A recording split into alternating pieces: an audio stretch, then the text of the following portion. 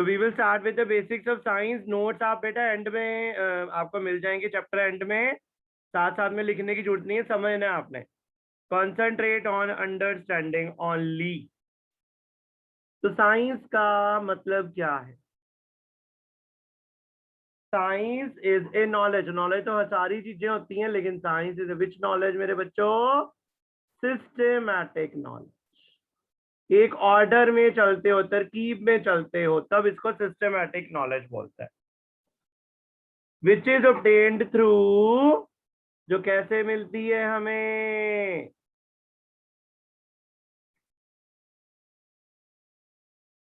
Experiment करके, उनकी observations note down करके, और फिर उसका रिजल्ट लिख के। तो science is a which knowledge मेरे बच्चों?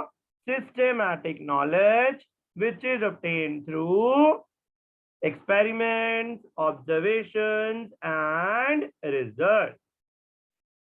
आप कहोगे सिस्टेमैटिक क्यों? हिंदी भी तो नॉलेज है, पंजाबी भी नॉलेज है, इंग्लिश भी नॉलेज है, इसको सिस्टेमैटिक ये क्यों बोलते हैं?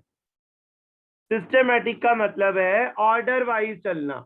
घर में किसी को फीवर हो जाता है तो आप क्या करते हो? सबसे पहला स्टेप क्या लेके आते हो? थर्मोमीटर, चेक करने के लिए। सेकेंड क्या करते हो? Put in the mouth of the person. Third step, 2 minute के बाद उसकी रीडिंग नोट कर लेते हो, ऑब्जर्व करते हो, लिखते हो ऑब्जर्वेशन। मान लो 99.1 आ गया, फोर्थ में क्या लिखते हो? रिजल्ट, कि हाँ उसको फीवर है थोड़ा सा। तो ये सिस्टमेटिक चले। क्या आप पहले से अपने रिजल्ट बता सकते थे? ना। क्या आप पहले ऑब्जर्वेशन बता सकते थे? नहीं। पहले थर्मोमीटर लेके आओ, फिर उसको माउथ में डाल लो, फिर ऑब्जर्वेशन लिखो और फिर रिजल्ट लिखो। इसी से आप ऑर्डर वाइज चलते हो, तभी साइंस को एक सिस्टमेटिक चलते हो, ऑर्डर में चलना। थर्मोमीटर लाओ, मुंह में रखो, आर्मपिट में भी रख सकते हो, ऑब्जर्वेशन रखो, रिजल्ट लिखो। So it's a systematic knowledge obtained through experiments, observations, and results. कोई डाउट हो, you can put in the chat box. Ma'am will tell me. कोई भी डाउट होगा, अभी तो बेसिक्स ही हैं, इसमें तो कोई डाउट वाली बात है अभी नहीं। These are very basic things in physics and science. Doubts के लिए चैट बॉक्स में लिख सकते हो, ठीक है? You can raise your hands, but अभी डाउट चैट बॉक्स में ही लिखना। तो साइंस की हो गई, और ये कौन से वर्ड है? ग्रीक वर्ड था साइंसिया, और इसका मतलब था टू नो। तो पूछा जाए साइंस वर्ड कहाँ से आया? साइंसिया वर्ड से, और इसका मतलब होता है जानना, जानकारी प्राप्त करना। तो science is a knowledge, knowledge है चीजों की। कैसे मिलती है? एक्सपेरिमेंट करके, ऑब्जर्वेशन से, और रिजल्ट लिख के। That is the meaning of the term science. I think everybody must be clear with it. Notes are not important to write along with it. You can understand. लिखना है अपने page पे, साथ साथ लिख सकते हो. But I assure you, I will send the notes at the end of the chapter. That is my surety.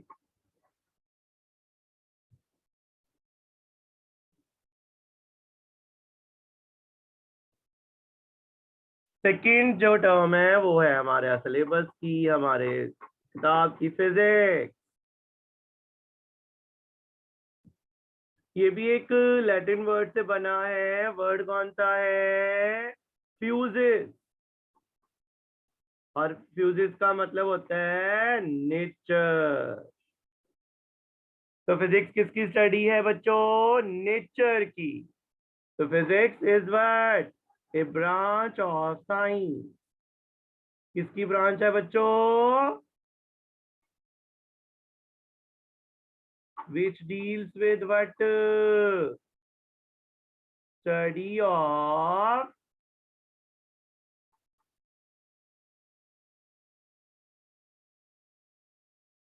Nature and natural phenomena. किस किसकी स्टडी है? नेचर की। नेचर में क्या आता है?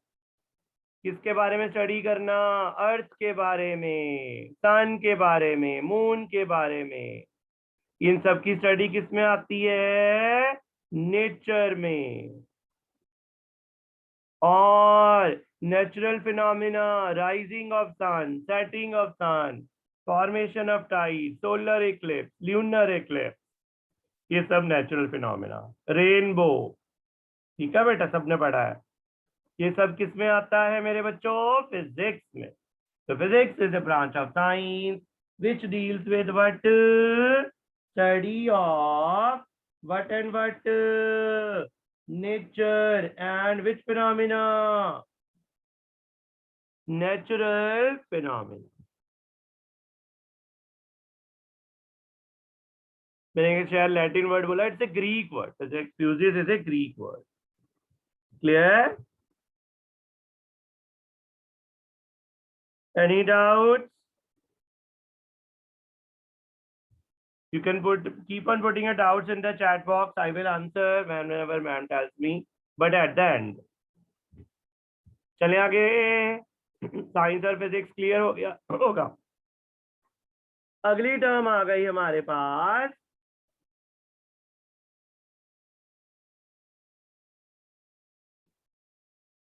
फिजिकल क्वांटिटी क्या है? फिजिक्स में पहली टर्म ही ये है। कौन सी क्वांटिटी? Physical quantity.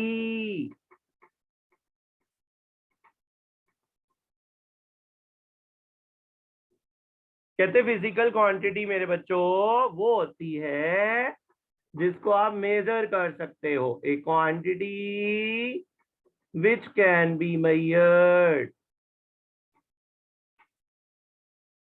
डायरेक्टली और इनडायरेक्टली। बस हमारा काम उसको मापना है, मेजर करना है। चाहे डायरेक्टली मेजर करो, चाहे इनडायरेक्टली मेजर करो, is called a physical quantity.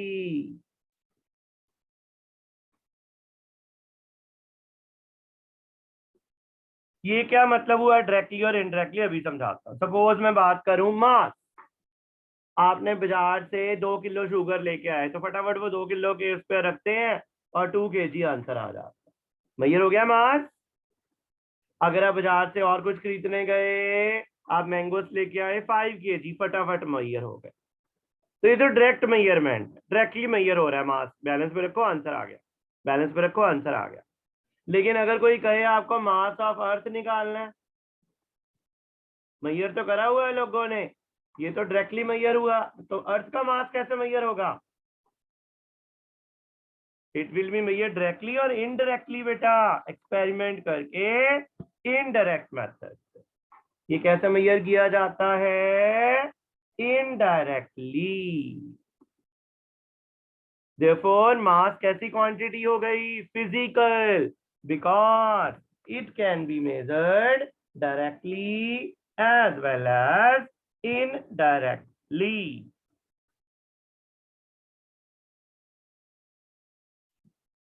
Any doubt? तो फिर वाइज कर देता हूं। A quantity which can be measured directly और indirectly is called a physical quantity. Example है मास, एक लिखी हुई और एग्जाम्पल, लेंथ, डिस्टेंस। डिस्टेंस जैसे मेजर करना है आपने, कमरे की लंबाई तो बड़ी इजीली आ जाएगी। सन और अर्थ की दूरी के लिए आपको क्या करना पड़ेगा? You have to use indirect method. Time भी ऐसे ही है। टाइम अभी तो आपने पढ़ा नहीं था, डायरेक्टली ही मेजर करना सीखा है आपने, इनडायरेक्टली की हमने बात नहीं की। अब हमारे +1 में है भी नहीं है। तो इसका मतलब physical quantity is that which can be measured directly और इनडायरेक्टली। एग्जाम्पल मास, लेंथ, टाइम। अभी आप 3 याद करिए। जहां तक किसी को डाउट हो, put in the chat box.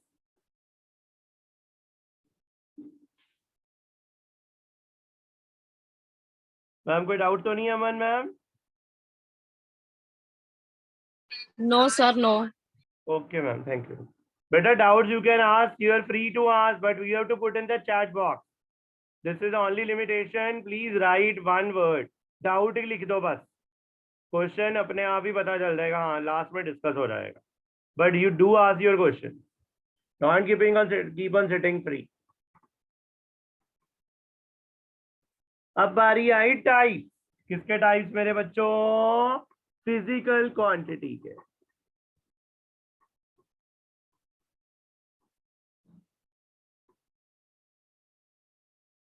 कहते फिजिकल क्वांटिटी दो टाइप की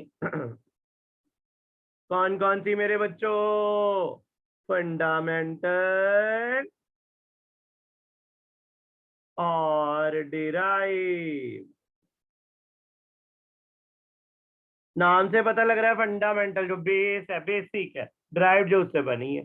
इसकी एग्जांपल समझाने से पहले, ये समझाने से पहले हम आपको इंग्लिश के अल्फाबेट्स पे चलते हैं। इंग्लिश में कितने अल्फाबेट्स होते हैं? 26। ए से लेकर कहां तक? जेड तक। अगर कोई पूछे आपसे यार ये जो 26 अल्फाबेट्स हैं, क्या आप ए से बी बना सकते हो? बी से सी, या वाई से सी, या जेड से वाई, या एस से टी? ना। तो ये बेस हो गए, फंडामेंटल हो गए। ये ना किसी और से बनते ना एक दूसरे से। बी से ए थोड़ी अलग हो जाएगा, बी अलग है, ए की अलग पहचान है। मैं अलग हूं, आप अलग हो, आपस में कोई लेना देना नहीं आप। तो इनको फंडामेंटल बोलना। लेकिन अब अक्षर बनाए बी ए टी, बैट। किस किस को मिलके बना? बी को, ए को और टी को। तो ये क्या हो गया? ये भी फंडामेंटल है। इसको क्या बोलोगे? डिराइव। क्योंकि ये किससे बना? बी से, ए से और टी से। सन, एस से, यू से, एन से। कोई भी अक्षर ले लो इंग्लिश के, वो इन्हीं से बनेंगे। तो ये तो हो गए फंडामेंटल, ये क्या हो गए? डिराइव। इसी तरीके से फिजिक्स में भी फंडामेंटल क्वांटिटीज हैं। The quantities which cannot be obtained from each other, जो एक दूसरे से नहीं बनती।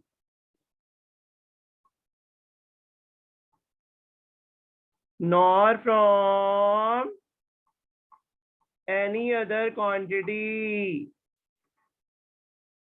are called fundamental। जो ना किसी और से बनती हैं, ना कि एक दूसरे से बनती हैं। इंग्लिश में फंडामेंटल होगा तो ए से लेकर जेड तक। फिजिक्स में फंडामेंटल की एग्जांपल क्या होगी? अभी 3 लर्न करनी है। मास, अभी 3 ही याद करना। ना मास लेंथ से बनता है, ना टाइम से। इन दोनों को अलग नहीं किया जा सकता। The quantities which can not be obtained from each other nor from any other quantity. Mass और टाइम का लेना देना नहीं। मास अलग है, इनको अलग थोड़ी कर सकते हो। ना ये किसी और से बनाई जा सकती है। The quantities which can not be obtained from each other nor from any other. ना किसी और से बनती, ना एक दूसरे से बनती। अभी 3 ही लर्न कर। डिराइव्ड का मतलब क्या आएगा? द क्वांटिटीज विच आर क्या? obtained from the fundamental, जो फंडामेंटल से बनती हैं, आर कॉल्ड डिराइव। बड़ी सिंपल एग्जांपल है। स्पीड सबने पढ़ा, स्पीड सबने पढ़ा जितने बैठे हैं यहाँ पे। स्पीड के फार्मूले के क्या फार्मूला होता है? Distance upon time. डिस्टेंस को लेंथ बोल दें और टाइम को टी। तो डिस्टेंस किस किस को मिलके, स्पीड किस किस को मिलके बनी? एल को और टी को। तो स्पीड क्या हो गई मेरे बच्चों? Derived quantity. ये मास और एल, मास नहीं आया, एल और टी तो आया ना। तो ये कहां से बनी बेटा जी? एल से और टी से।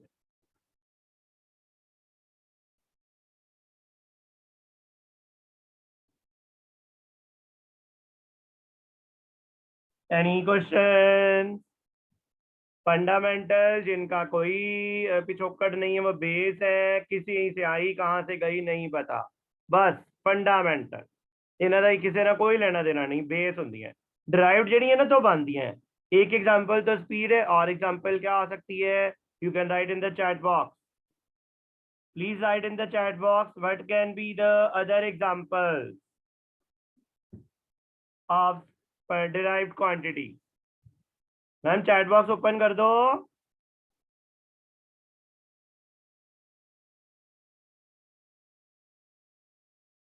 मैम को ही कर दो बेटा.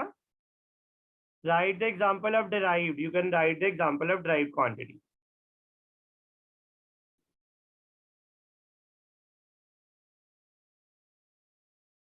Density, very good. Harnoor, yes, density हो गया, force हो गया, very good. Participate करिए, acceleration, force, good answer. So we're writing good, yes. Momentum हो गया, ठीक है. अश्मित, gravitation constant, वाह बहुत आगे निकल गया तू तो. अर्शदिल्लो V equal to IR, सही है. All R, बस ठीक है बेटा, more than enough, more than enough. बस. तो फंडामेंटल ड्राइव्ड क्लियर हो गया होगा, fundamental and drive. I think कोई डाउट तो नहीं होगा यहाँ तक किसी बच्चे को.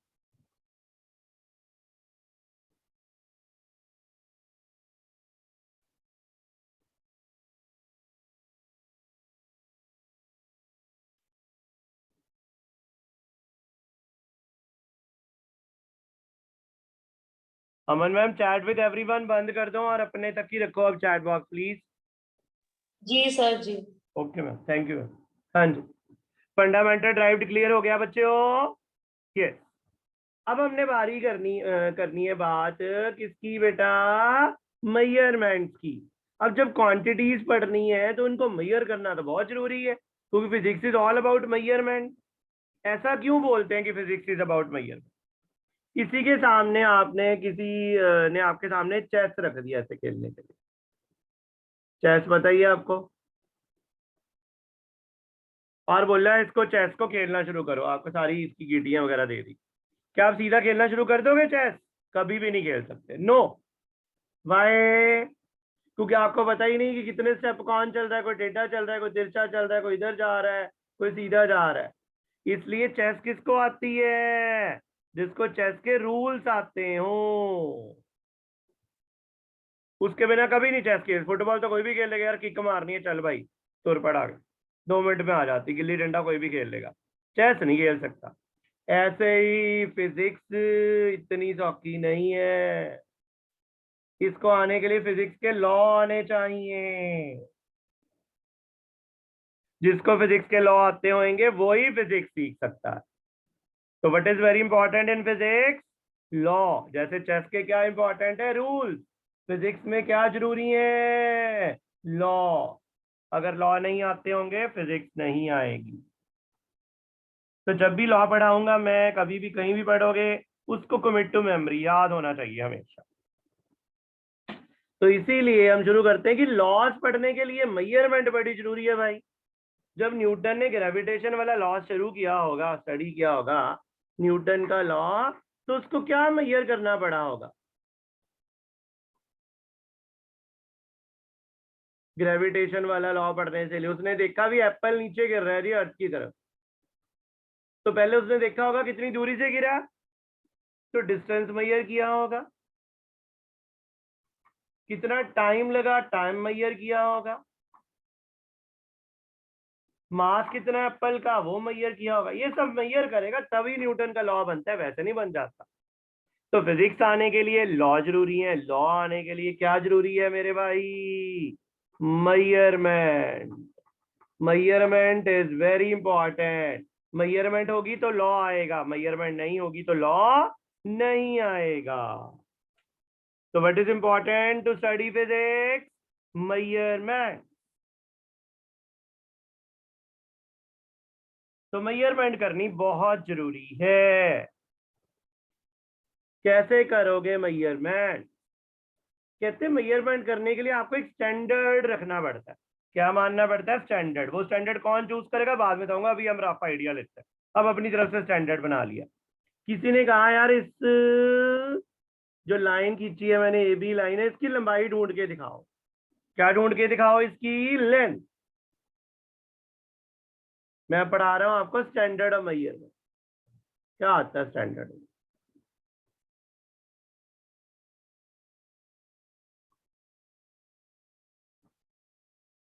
Aman ma'am Google form share कर देना प्लीज. Yes sir. ओके. ठीक. बच्चों गूगल फॉर्म भरना है आपने, and please fill it so that we know how many are attending the classes. +1 के लिए जरूरी है, please fill it. I will give you time at the end when others are asking question you can fill then. अगर अभी साथ साथ में पढ़ सकते हो अभी भरिए, लेकिन आपकी पढ़ाई नहीं वेस्ट होनी चाहिए। It's your choice. तो मैंने क्या बोलना यार, स्टैंडर्ड मेजर बढ़ाने के लिए ये आपको दे दिया एक स्टैंडर्ड मेजरमेंट। ये मैंने कहा ये 1 मीटर के बराबर है भाई, मेरी मर्जी, मैं जिसको मर्जी रखूं, लेकिन फिजिक्स नहीं कहती ऐसे, मर्जी ले भी समझाने के लिए। ठीक है बेटा, तो देखिएगा ध्यान से। अब यहाँ पे आ गया, इसकी लंबाई मेजर करनी है। देखिए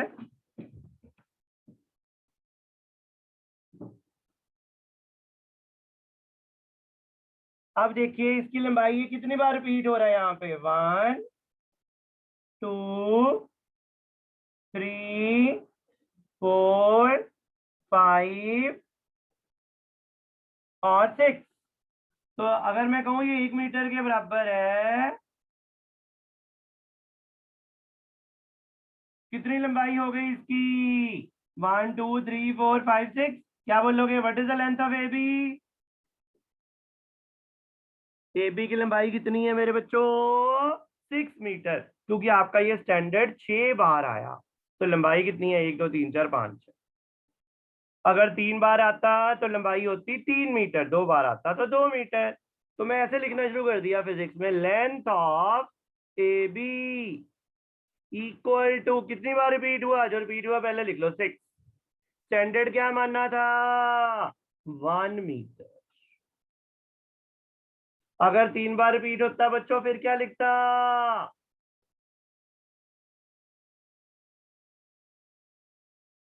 तो अब आज हम पहला फार्मूला ढूंढ के दिखा देंगे मेजरमेंट में।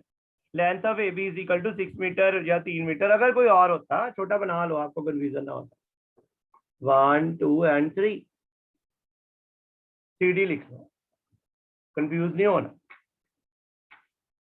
कहते लेंथ ऑफ ए बी 6, इसको मैंने n लिखना है, n, क्योंकि n एक नंबर है, इसको न्यूमेरिकल वैल्यू बोलना है। और जो स्टैंडर्ड मेजरमेंट 1 मीटर लिया था इसको यूनिट बोलना है। क्या बोलना है, यूनिट। और लेंथ को क्या बोलना है, क्यू। क्यू मतलब उस क्वांटिटी का मैग्नीट्यूड, लेंथ का मैग्नीट्यूड है, डायरेक्शन नहीं है इसमें। तो ये पहला फार्मूला है फिजिक्स का, Q is equal to N U. What is N बच्चों, numerical value. What is U, standard of measurement.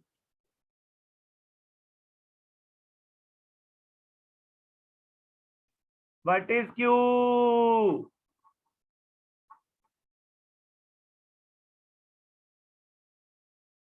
उस क्वांटिटी का मैग्नीट्यूड, मतलब लेंथ तो लेंथ, मास तो मास, टाइम तो टाइम। ये बन गया हमारा पहला formula. Q is equal to N U. बोल के बताइए, व्हाट इज क्यू, बोल नहीं सकते आप, मैं ही बोलता हूँ। Q is the magnitude, N is the numerical value, U is the unit. What is Q, quantity का मैग्नीट्यूड, लेंथ है तो लेंथ, मास है तो mass, N is a number, numerical value बोलते हैं, U is the unit, it is called standard of measurement. Second part में भी वही फार्मूला लगेगा, Q is equal to N U, लेकिन इस बार वैल्यू चैट बॉक्स में आंसर रहने दो, चलो मैं ही लिख देता हूँ फिर इकट्ठे कर लेंगे। क्या आएगा, Q तो लेंथ ही है, what is N, 3, what is U, 1 metre. तो Q is equal to N U is the first formula. Q is magnitude of quantity, length तो लेंथ, मास तो मास, टाइम तो time. N is numerical value, number होगा 5 10 15,000 1,00,000 2 4 कुछ भी हो सकता है। U स्टैंडर्ड को बोलना है, यहाँ पे स्टैंडर्ड क्या था, 1 मीटर, यहाँ पे भी 1 मीटर था। तो क्वेश्चन जो पहला आता है एग्जाम में, इतना करवाने के बाद एक ही क्वेश्चन आता है, वो आपने लर्न करना है आज। फार्मूला तो याद हो गया होगा, Q is equal to N U. Q quantity का मैग्नीट्यूड, लेंथ भी हो सकती है, मास भी हो सकता है, टाइम भी हो सकता है, स्पीड कुछ भी हो सकता है। N एक न्यूमेरिकल वैल्यू, U एक स्टैंडर्ड ऑफ मेजरमेंट। एक बच्चे ने ना यही क्वेश्चन करा था, स्टैंडर्ड को 1 मीटर लिया था, जैसे मैंने लिखा था ना अभी, ये हमारा 1 मीटर है भाई, ये वाला, इसको ने 1 मीटर मानना था ना। और ये कितनी बार आया था, 1 2 3 4 5 6 बार। किसी बच्चे ने वो छोटा स्टैंडर्ड ले लिया, इन्ना का निक्का जिहा सेंटीमीटर, उसकी लेंथ कितनी आएगी फिर? यही चीज है, उसने स्टैंडर्ड क्या ले लिया? सेंटीमीटर। बहुत छोटा, मैं बना नहीं सकता यहाँ पे, इतना छोटा 1 सेंटीमीटर। वो पता कितनी बार रिपीट होएगा?